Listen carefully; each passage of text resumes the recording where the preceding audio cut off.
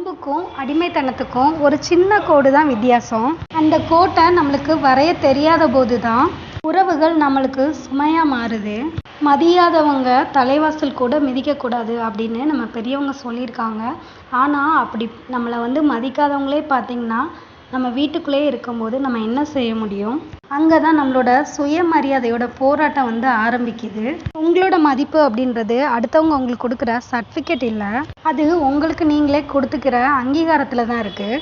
ஒரு திராஸில் அன்பையும் ஒரு திராஸில் உங்களோட தன்மானத்தையும் வச்சிங்க அப்படின்னா அதில் ஏதாச்சும் ஒன்று அதிக வெயிட்டாக இருந்து அப்படின்னா அது தப்பான உறவு. இதுவே ரெண்டுமே சமமாக இருக்கிற உறவு தான் உண்மையானது. உங்களை மன அளவில் காயப்படுற வைக்கிற எந்த உறவுக்காகவும் உங்களோட மன நிம்மதியை நீங்கள் இழக்காதீங்க.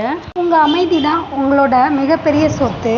உறவுகளுக்குள்ள நீங்கள் எல்லை வச்சிருக்கிறது அந்த உறவை பிரிக்கிறதுக்காக இல்லை, உங்களை நீங்களே சேஃபாக வச்சுக்கிறதுக்காக தான். அதுக்கு பேர்லாம் சுயநலம் கிடையாது.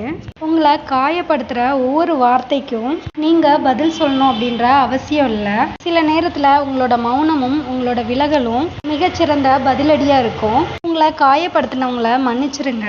இந்த மன்னிப்பானது அவங்கள திரும்பவும் உங்களோட வாழ்க்கையில் அனுமதிக்கிறதுக்காக இல்லை, உங்கள் மனசுல இருந்து அந்த சுமைகளை இறக்கி வைக்கிறதுக்காக தான். உங்களை மதிக்காத 100 பேர் கூட நீங்கள் சேர்ந்து இருக்கிறத விட தன்மானத்தோடு தனிச்சிருக்கிறது எவ்வளவோ மேல். ஒருத்தவங்க உங்ககிட்ட மோசமாக நடந்துக்கிட்டாங்க அப்படின்னா அது அவங்களோட குணத்தை காட்டுது. உங்களோட மதிப்பை எப்போவுமே குறைச்சிடாது.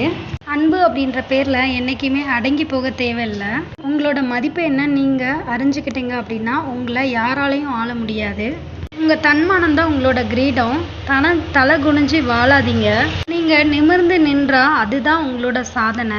உங்களை நீங்கள் மதிக்காத வரைக்கும் இந்த உலகம் உங்களை மதிக்கவே மதிக்காது. ஒரு சில உறவுகளை நம்ம வெறுக்கும் போது நம்ம மனசில் வைக்க வேண்டிய ஒரு விஷயம், அவங்கள வெறுக்கிறதுக்காக நம்ம அப்படி நடந்துக்கல, நம்மளை நம்ம அளவுக்கு அதிகமாக நேசிக்கிறதுக்காக தான் அப்படி நடந்துக்கிறோம் அப்படின்றத மறந்துடாதீங்க.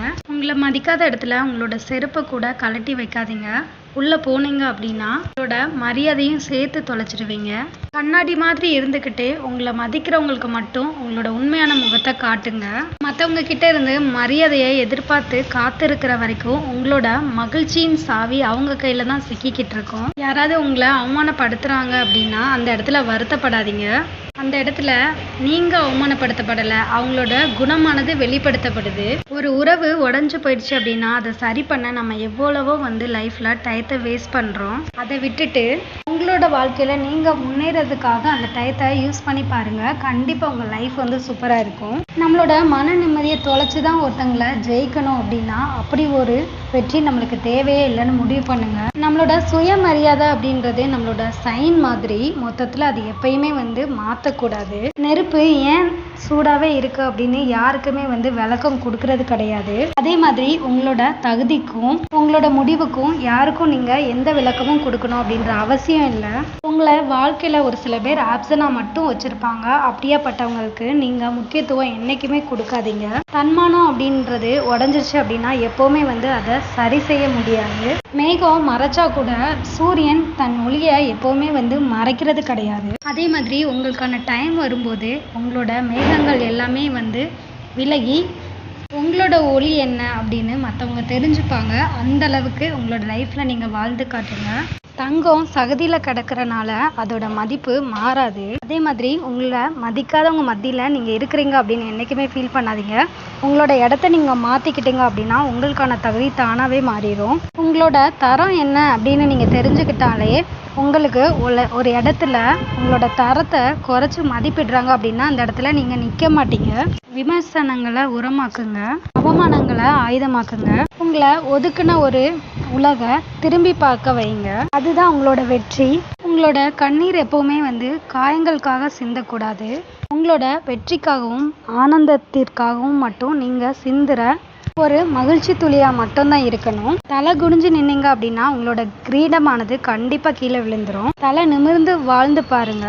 இந்த உலகமே உங்களுக்கு தலை வணங்கும். இனிமேல் அல்ற அத்தியாயத்தெல்லாம் முடிச்சுட்டு உங்கள் லைஃப்பில் அடுத்த கட்ட நகர்வுகளை நோக்கி முடிவெடுங்க. சிறப்பான சிந்தனைகள் மட்டும்தான் நம்மளை சிறப்பாக மாற்றும். இது மாதிரி அடுத்த யூஸ்ஃபுல்லான வீடியோஸ்க்கு நம்ம சேனலை மறக்காமல் சப்ஸ்கிரைப் பண்ணிக்கோங்க. பெல் ஐக்கானை கிளிக் பண்ணி ஆல் இன் ப்ரெஸ் பண்ணிக்கோங்க. அப்போ தான் நம்ம போடுற ஒவ்வொரு வீடியோஸும் உங்களுக்கு இமீடியட்டாக ரீச் ஆகும். தேங்க்யூ.